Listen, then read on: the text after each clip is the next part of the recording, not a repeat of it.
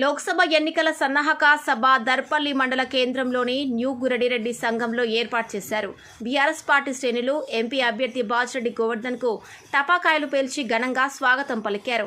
అనంతరం ఎంపీ అభ్యర్థి బాజిరెడ్డి గోవర్ధన్ మాట్లాడుతూ పసుపు బోర్డు తెస్తానని చెప్పిన ఎంపీ అరవింద్ జిల్లాకు ఇప్పటి వరకు పసుపు బోర్డు ఎక్కడ ఏర్పాటు చేశారని నిజామాబాద్ ప్రజలకు తెలపాలని, గత 5 ఏళ్లుగా కాలయాపన చేస్తూ ప్రజల్ని నమ్మబలికిన ఇలాంటి వారికి మళ్లీ ఓటు వేసి ప్రజలు మోసపోవద్దని ఆయన కోరారు. కాంగ్రెస్ పార్టీ ఇప్పటికే 6 గ్యారంటీలు సరిగ్గా నెరవేర్చలేదని, జీవన్ రెడ్డిని గెలిపించి ఎలాంటి ప్రయోజనం లేదని ఆయన అన్నారు.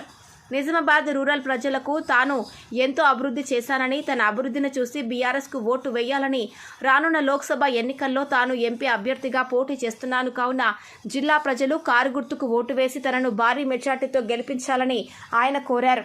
కార్యక్రమంలో మాజీ ఎమ్మెల్సీ విజయగౌడ్, దర్పల జడ్పీటీసీ బాజిరెడ్డి జగన్, స్థానిక ఎంపీపీ నల్లా సారిక హనుమంతరెడ్డి, బీఆర్ఎస్ మండల అధ్యక్షుడు మహిపాల్ యాదవ్, రైతు సమన్వయ సమితి అధ్యక్షుడు రాజ్పాల్, సొసైటీ చైర్మన్లు మల్లికార్జున్, రాజేందర్ రెడ్డి, బీఆర్ఎస్ మాజీ మండల అధ్యక్షుడు నల్లా హనుమంతరెడ్డి, గోపాల్ నాయక్, ఎంపీటీసీలు, మాజీ సర్పంచులు, పార్టీ కార్యకర్తలు తదితరులు పాల్గొన్నారు. ఈ సమావేశంలో వచ్చినటువంటి కార్యకర్తలు వారి అభిప్రాయాలను పూర్తిగా తెలుసుకోవడం జరిగింది. వారి ఎలక్షన్ తర్వాత 4 నెలలకు ఈ యొక్క కార్యక్రమం జరిగింది కాబట్టి చాలామంది బాధతో ఉన్నారు.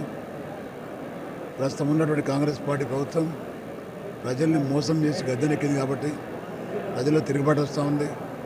ప్రజలకు కూడా ఈ పార్లమెంట్ ఎలక్షన్ అవకాశం తీసుకొని కాంగ్రెస్ పార్టీకి బుద్ధి చెప్పాల్సిన అవసరం ఉంది.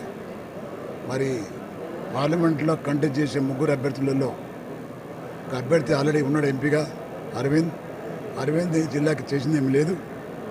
మరి వడ్డీ అబద్ధాలు చెప్పుకుంటూ కాలం గడిపింది తప్ప మరి ఏమాత్రం కేంద్ర నిధులు కానీ ఇతరత్ర ఏ నిధులు కానీ తీసుకురాలేదు. కాంగ్రెస్ పార్టీ నాయకులు పచ్చి అబద్ధాల కోరులు.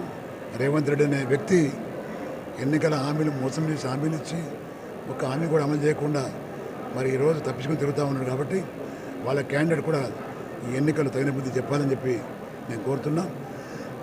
బీఆర్ఎస్ పార్టీ కేసీఆర్ గారి ప్రభుత్వంలో ప్రతి ఒక్కరు సస్యమలంగా బతికిండ్రు. పంటలు కానీ ప్రజలు కానీ సుఖంగా సంతోషంగా ఉన్నారు. కానీ ఆ తర్వాత ఇప్పుడు మళ్ళీ జ్ఞాపకం చేస్తున్నారు కేసీఆర్ గారిని.